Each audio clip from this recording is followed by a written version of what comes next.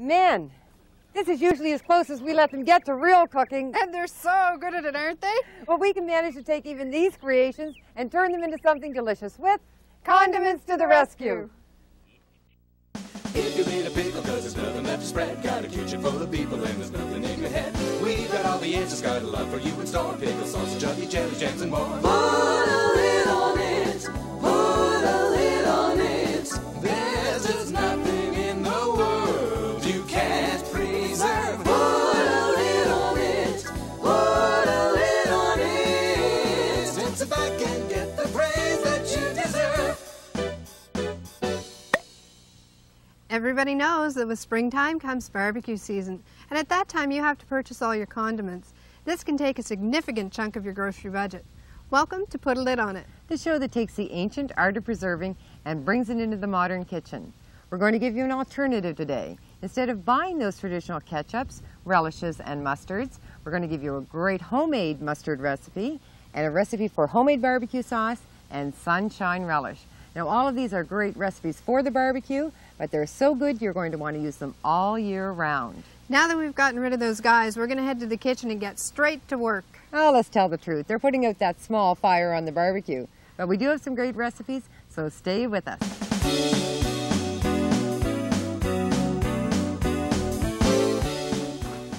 Hi again, and welcome to Put a Lid on It. This is a show we have been dying to bring you.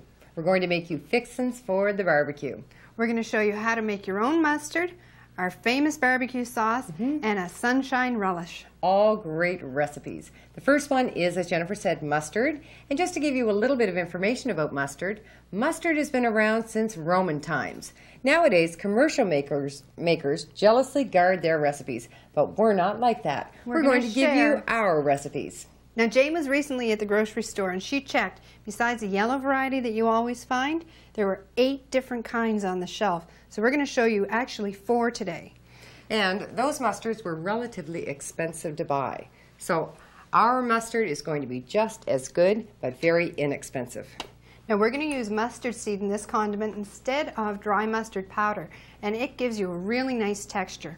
What we need for our mustard, and this is a basic recipe, is 1/3 cup of mustard seed, 1/3 cup of cider vinegar, 1 clove of garlic which we've halved, 3 tablespoons each of water and liquid honey, 1/4 teaspoon of salt, and a pinch of cinnamon. We have 3 other ingredients in the front. Jane's going to tell you about them because those are variations of our mustard. The first thing we need to do is get a bowl. Bowl? 1 bowl. We put our mustard seed along with our vinegar and our garlic into a bowl. If our garlic will fall out of our bowl, we're going to put that into a bowl and we're going to cover it and let it sit in the refrigerator for 36 hours. We want all the vinegar to go into the mustard seed. There you go. Now this is what we come out with. You can see that, and we're going to remove the garlic, and you can notice that it's changed color. Now the reason for that is the vinegar interacting with the garlic causes the pigmentation color to change. So you might have a bluish green, but not to worry, it doesn't mean there's anything wrong with the garlic. No, there isn't. Now we're going to put our mustard seed into the food processor, and we're going to blend it with our water until it gets to the right consistency that we want. It's still going to be coarse. It's only going to be coarsely chopped, and I'll give you that back. Now we're using mustard seed, as Jennifer said, as opposed to dry mustard. Ready for this? Oh, my water. Jane, you're supposed to catch that stuff. Well, I was looking at the mustard seed. You're going to get fired.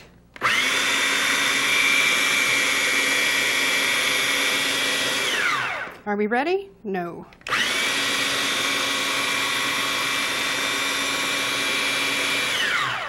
That's the truth about Jennifer. What are you up to? Not a thing. Work on your mustard. I still need to grind it a little more, and I know this is fascinating for all of you.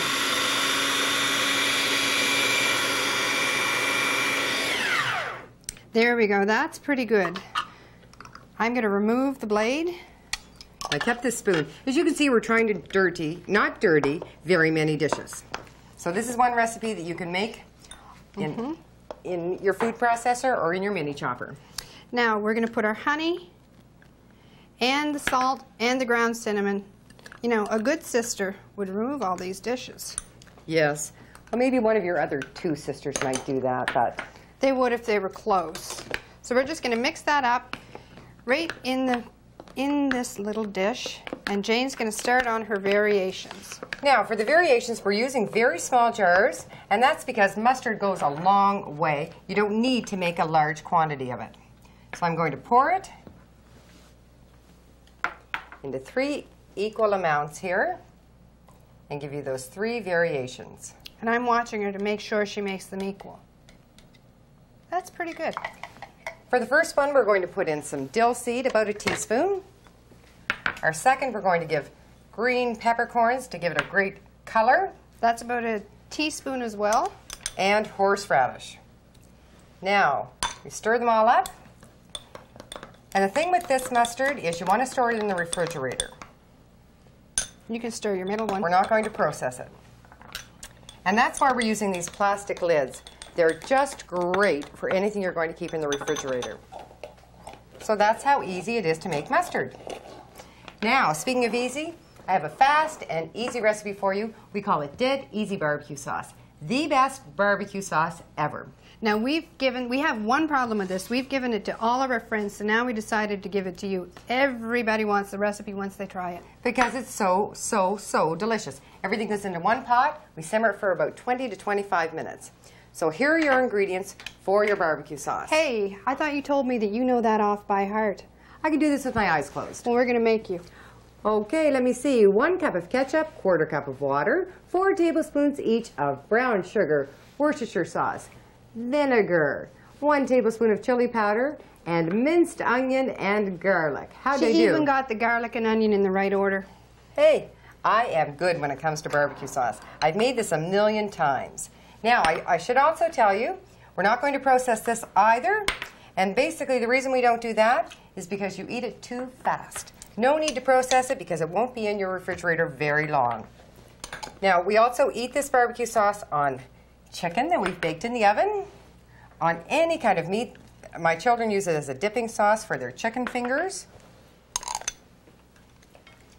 And I have to say, it's probably the one recipe I have given out the most often. It's no fail. There's nothing you can do that can affect it. It'll be perfect every time. Now here is the finished product. I just wish you could smell this. It is so good. So all you have to do is put it in a nice little jar and put it in your refrigerator and take it out every time you have a barbecue or every time you're going to a barbecue. And because everybody's going to want this recipe, if you need an alternative, we have the mustards for you. Exactly. You might as well just take that recipe along when you take your barbecue sauce. And we'll be back very shortly with our sunshine relish. Great sunshine relish coming up. So stay with us. We guarantee you're going to love it too.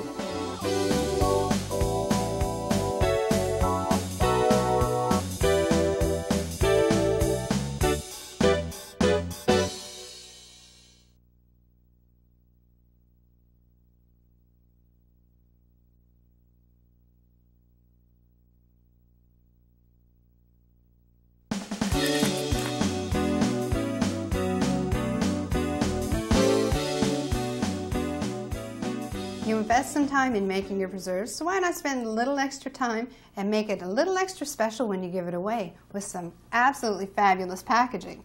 Now this is a cookie tin that looks like it has a quilted top, but all you need for this is a glue gun, some scrap material, a little bit of lace, and a pair of scissors. Now this one does take a little time, but it's well worth the effort.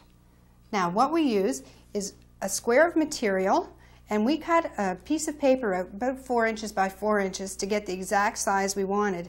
Then we cut out our fabric. Now for this fabric, to get our perfect triangles, we fold it in half, and then we fold the corners in to make a triangle. When we have that done, whoa, there we go. We tack it down with a little bit of glue from our hot glue gun, and we pre-make all of these so that they're ready to go. So there you go, we have our triangles. Now for our top of our lid, we take this and we've covered it with our fabric, and I have some lace on it that we folded in half. Now I'm going to cut off that tail, but we put our triangles on, 4 triangles in the bottom, and you need 4 triangles of that, and then we put our yellow on. Now for our pattern fabric, we have 12 triangles altogether, and for our 2 solid colors, we have 8 triangles. So once you get those laid onto the top of your tin, you can glue them down once you have them positioned as you want. You're always going to be working towards the back. Now we put our second color on, and our third one we lay, and we've cut the edges off, the corners, so that they aren't overlapping over the edge of our tin. Then we put our rickrack on, just to give it a nice finished look. The tin bottom, we've wrapped fabric all the way around, and we took a little bit of rickrack just to give it a nice finished edge. And that's all there is to it. It takes a little time, but it is beautiful, and it can be recycled again. Well, we're back, and we're going to put a little sunshine in your life with our sunshine relish. Now this is a great recipe. There are very similar recipes all across the country that people do. Our recipe is very similar to Lady Ashburnham pickles, but our recipe is called Sunshine Relish. And we got this recipe from our old neighbors growing up in Minto, New Brunswick. Jerry and Allison Thurett lived right across the street from us. And they saw a lot of comings and goings with 4 girls in our household, but they were able to keep a secret. The only secret they didn't keep was their sunshine relish. And we're awfully glad they shared that with us, because now we can share it with you. A lot of ingredients, so we'll get started. Okay, we're going to do this in stages so that hopefully you'll be able to keep up with us. We have 4 cups of cucumber. Now we've seeded them and we've chopped them. We're going to put that into our bowl. We also have 2 cups of onion. Now we've chopped that in a food processor. And we have 1 large cauliflower that we've also chopped in a food processor. The thing that we're going to do with this is we're going to take that with 1 quart of water and a cup of pickling salt. We're going to combine all of those ingredients. I'm going to put my salt on first. And we're going to let that set overnight or for 24 hours. Now what you would want to do, you'd want to stir that, give it a really good stir, and then cover it with saran wrap and let it sit for the 24 hours. But we have one. That's right, and then when you bring it back, I'm going to use the saran or the plastic wrap that you have on that and transfer it over to this one because we want to keep it covered. Now here are our vegetables that have been soaking overnight. We rinsed them twice and then drained them. Now what we want to add to that is 1 cup of sweet red pepper, a cup of green pepper, and 4 large apples. Now I'm going to put that in, drop those in, and our apples, and while you do the next step, Jane, I'll clean this up. All right, we'll just mention, now you can see the apples are in large chunks, which might be more reminiscent of a pickle, but you can chop them as finely as you like. You could chop those apples up to the same consistency of your cauliflower if you wanted to. We do it differently every year. Sometimes we end up with relish that has a little bigger chunk. Sometimes we have a very smooth relish. It just depends on how fast we do our chopping. So now I'm going to give you your ingredients for the brine. And for that you're going to need 4 cups of vinegar in 1 container and 2 cups of vinegar that you've set aside. You're also going to use 6 cups of sugar, 1 cup of flour, 2 tablespoons of mustard seed, 2 ounces of dry mustard, 2 teaspoons of turmeric, and 2 tablespoons of celery seed. Now, as Jennifer said, this is a stage that we're going to give you. She gave you the first stage with the vegetables, and I'm going to tell you what you're going to do with some of the brine. You're going to mix your celery seed, or your mustard seed, in with your vinegar, and you're going to take it to the stove, and you're going to boil it. You want it to come to a boil. Can we add our sugar? I did that the last time we made this recipe. She did. I had to catch her then, too. Well, that's why it's so handy to have a sister. So she I'll put saves this you over. from making big mistakes. So almost all the time. Our sugar goes in with our brine, with our vinegar. So you got vinegar, mustard seed, and sugar all in. You take it to your stove and you bring it to a boil.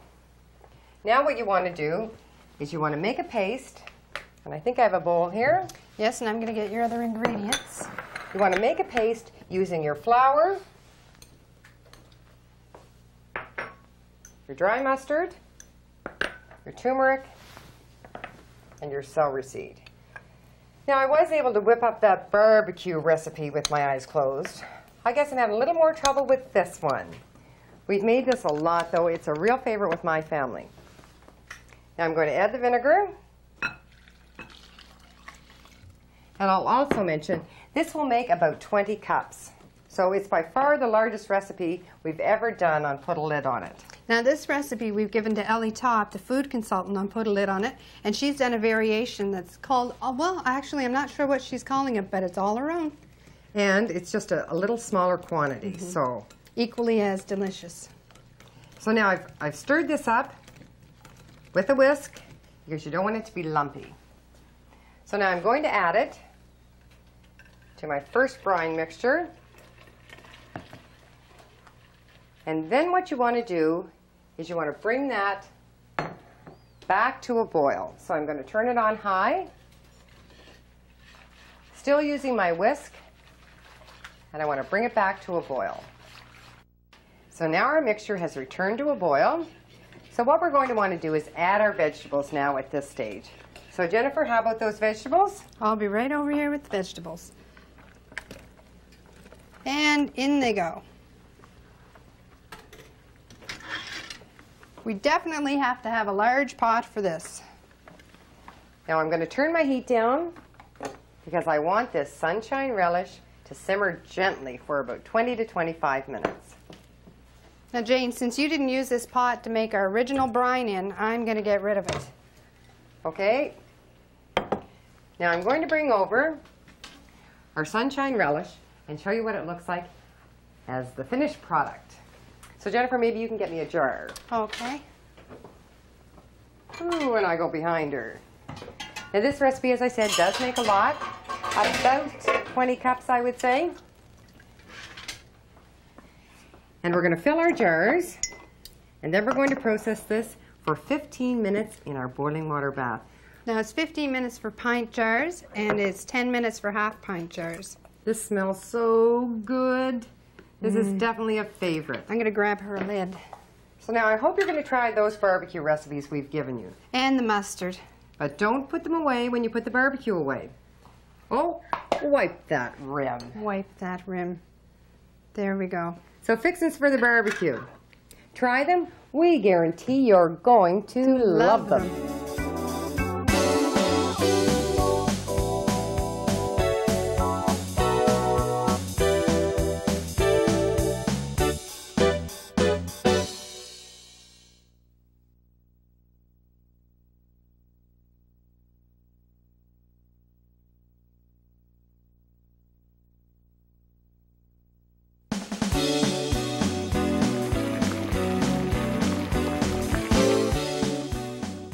You know, I've been wondering just how fair it is that Jennifer always gets to talk about the craft segment. Oh, she shows you how to make those beautiful wicker baskets and decorate lids.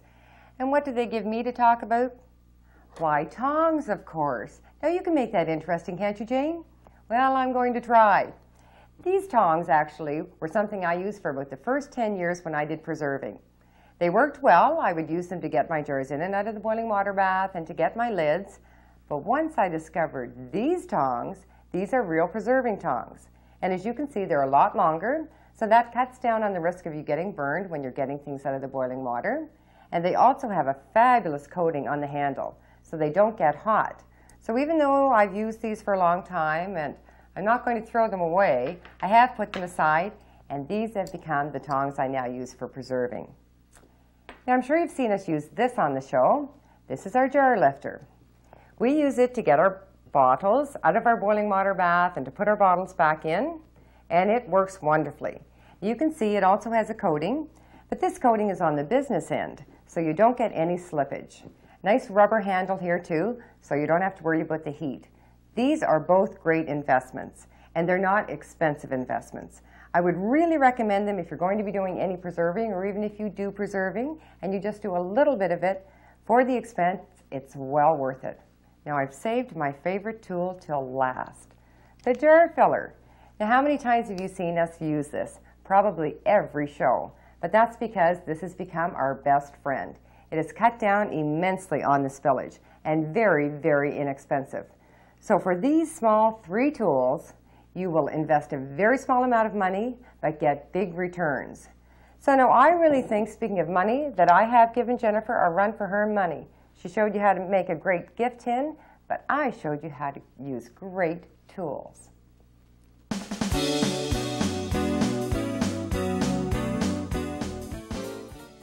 For a 1/4 cup each of the flavored mustards, you'll need 1/3 cup of mustard seed, 1/3 cup of cider vinegar, 1 clove of garlic halved, 3 tablespoons of water, 3 tablespoons of liquid honey, a 1/4 teaspoon of salt, and a pinch of ground cinnamon.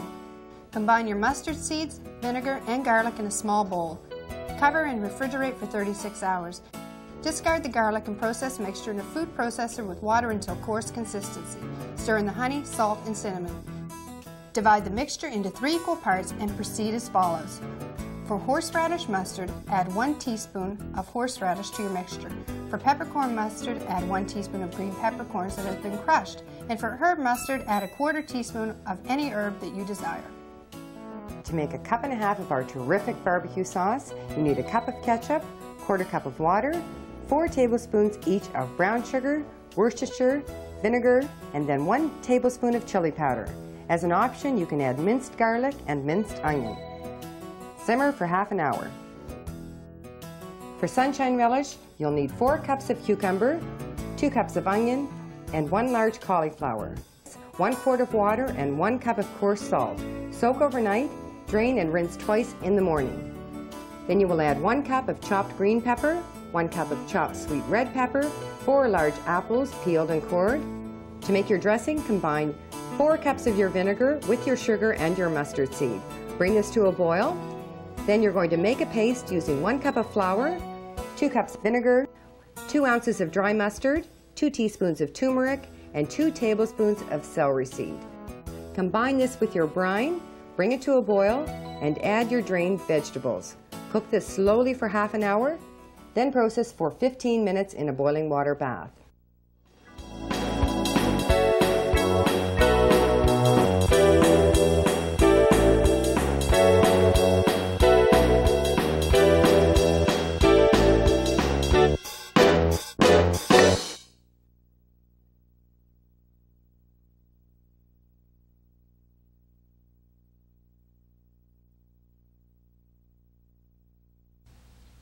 Well, thanks very much for joining us today. We had a great time showing you those recipes for fixins for the barbecue. We want you to try that homemade mustard, the barbecue sauce, and the sunshine relish. And here's a really great idea. If you have someone new that's moving into the neighborhood, dip into that pantry, pull out a preserve, and take it to them. It'll welcome them to the neighborhood, and they'll feel great, and thank you for it. That is a wonderful idea. Now on our next show, we call it Pickle Perfection. Salute to the dill. We're going to show you a recipe for fast and easy garlic dills, pickled jalapeno chili peppers, And curried pickle slices. all great recipes, all recipes we want you to try. We guarantee you a dilly of a time. So join us next time on Put a Lid on It.